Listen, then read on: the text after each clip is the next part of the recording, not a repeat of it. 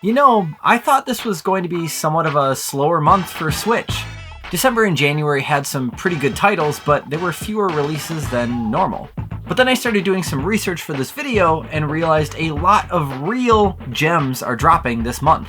I'm Zion from nintendolife, and today we're here to share with you 12 games releasing on the Nintendo Switch in the month of February that are sure to make your Switch reach into your wallet and nab all your money for those sweet, sweet eShop credits. Hey! Starting out the month on the 4th is the Dark Crystal Age of Resistance Tactics. And if you're familiar with the series, you'll probably be able to tell from its title that this is a grid-based tactical RPG that's based around the more recent Dark Crystal series that came to Netflix. I was slightly torn about putting this title on the list, as graphically it kind of looks like something from the GameCube era, but it seems like the devs' bonus XP are packing in quite a lot of customization options, missions, and extra things to do. And the Dark Crystal franchise deserves better than a video game cash grab, so I'm hoping the gameplay really pulls through on this one. Then jumping all the way to the 12th in the US and the 13th in the UK is not necessarily a game, but it's big enough to be on this list. We're talking about Wave 4 of the Fire Emblem Three Houses DLC, Cindered Shadows. Now, unlike the other waves, this is a fully fledged side story that features a brand new house called the Ashen Wolves. Little is known about this new house, but we're curious to know how it's going to be exactly implemented into the game. We do know that there are only 4 students that are a part of this house, and that's quite a good thing because they're literally living in the passageways beneath the school. And based on that alone, I'm surprised how proper and well managed most of them are. We also know that the main 3 house leaders and a few of their classmates will also be joining you and the wolves in battle. Don't you just miss the days when all the kids could just get along, play nice together? I do.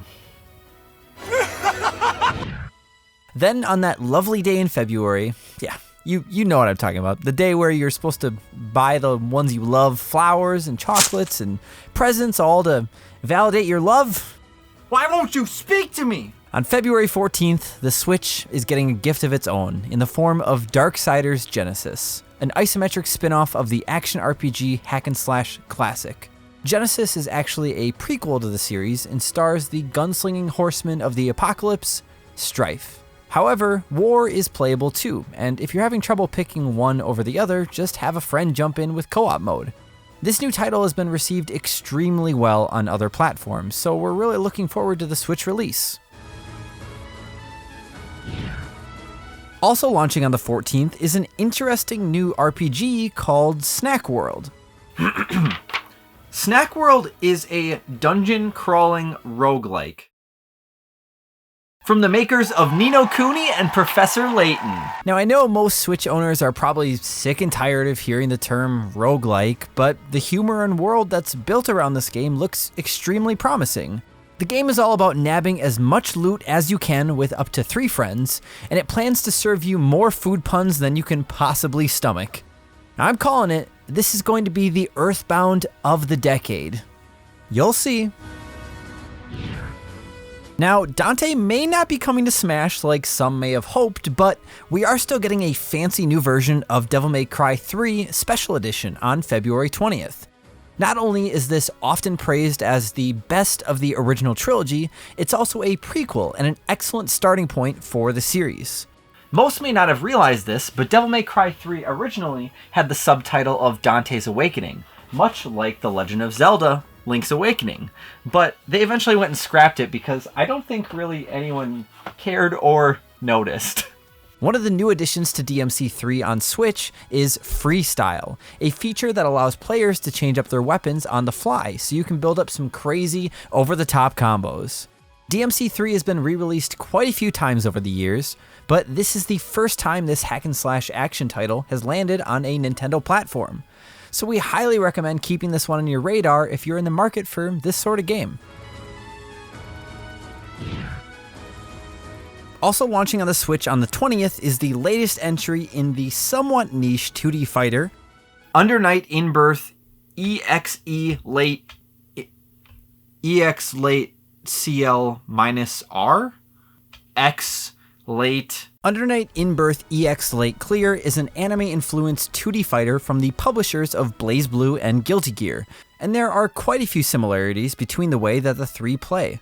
There's even a new fighter who reminds me of Jin Kisaragi from BlazBlue, if you're familiar, with his knight-like attire, sword, and ice attacks.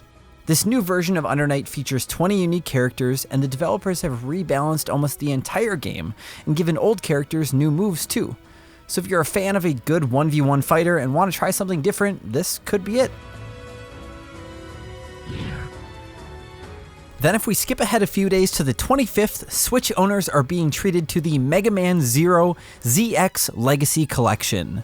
This collection contains upgraded versions of the 4 Mega Man Zero games from the Game Boy Advance and the 2 Mega Man ZX games from the DS, all for $30.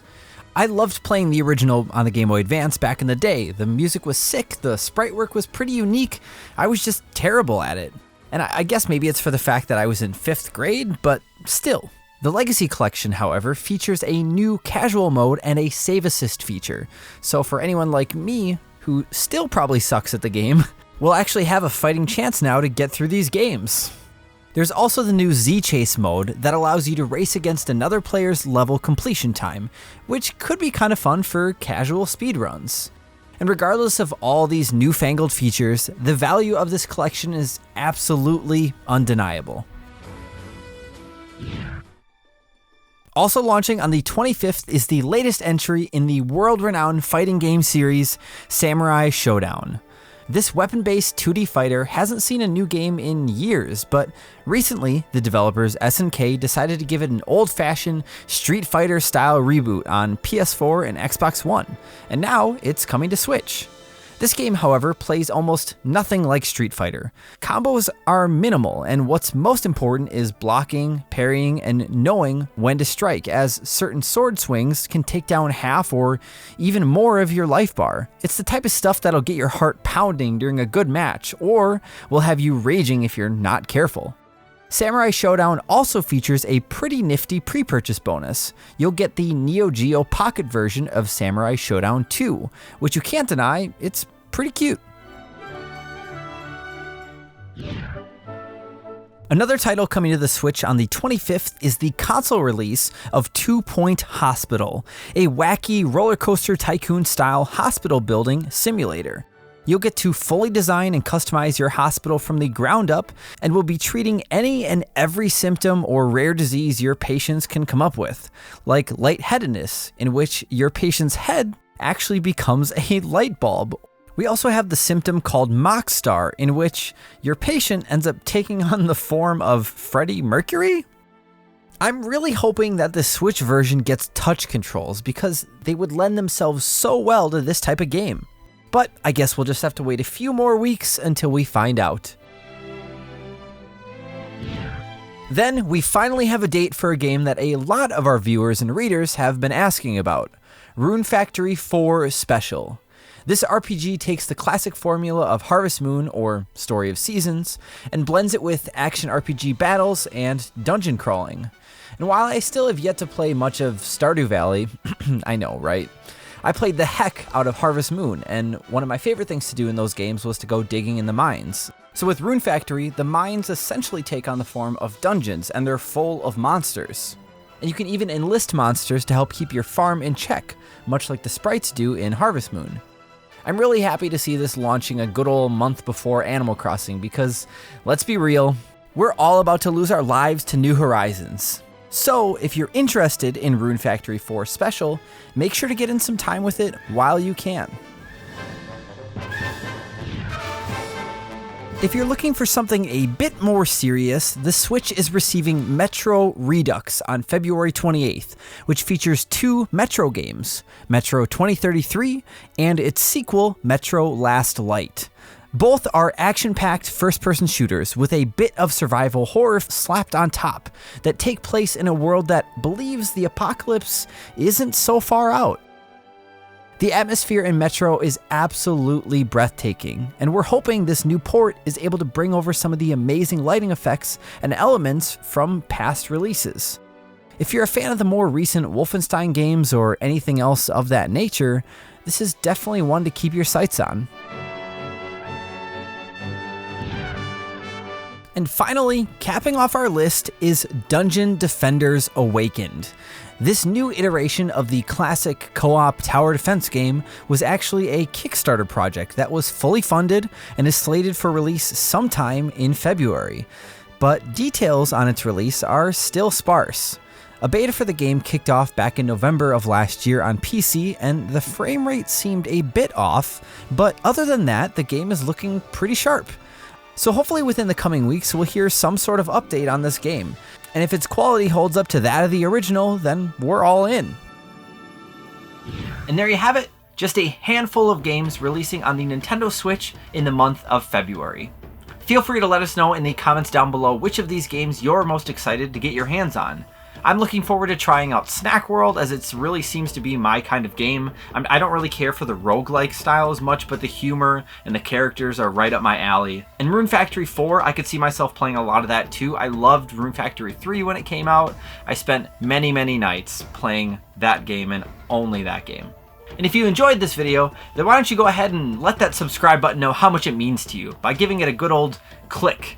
And if you've done that already, then why don't you go ahead and ring that notification bell to be notified whenever we release new videos. And don't forget, you can find more info on any of the games that we featured in this video by heading over to nintendolife.com.